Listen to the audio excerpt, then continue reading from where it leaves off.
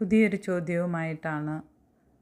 പ്രഗ്നൻസിയിലും അമ്മ കുഞ്ഞിന് പാല് കൊടുക്കുന്ന സമയത്തും കഫീൻ അടങ്ങിയ ഡ്രിങ്ക്സ് കുടിക്കുന്നത് നല്ലതാണോ? ഉദാഹരണമായി നമ്മൾ സാധാരണ കുടിക്കുന്ന ചായ, കാപ്പി, soft drinks, energy drinks, chocolate ഇവയിലെല്ലാം കഫീൻ എന്ന രാസവസ്തു ഉള്ളതുകൊണ്ട് അത് അമിതമായി ഉപയോഗിക്കുന്നത് നല്ലതാണോ? ഇത് നല്ലതല്ല.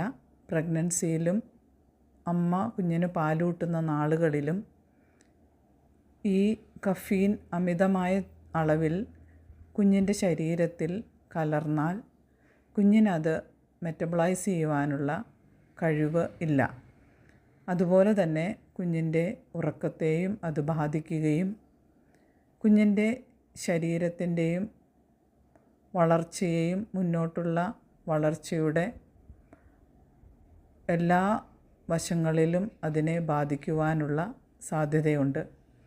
അതിന് പരിഹാരം അമ്മ അമിതമായ അളവിൽ ഇങ്ങനെയുള്ള കഫീൻ അടങ്ങിയ ഡ്രിങ്ക്സോ ചോക്ലേറ്റോ കോഫിയോ ടീയോ സോഫ്റ്റ് ഡ്രിങ്ക്സോ എനർജി ഡ്രിങ്ക്സോ കുടിക്കുന്നുണ്ടെങ്കിൽ അതിൻ്റെ അളവ് കുറയ്ക്കുകയും അത് മിതമായ തോതിൽ ഉപയോഗിക്കുകയും ചെയ്യുക എന്നുള്ളതാണ്.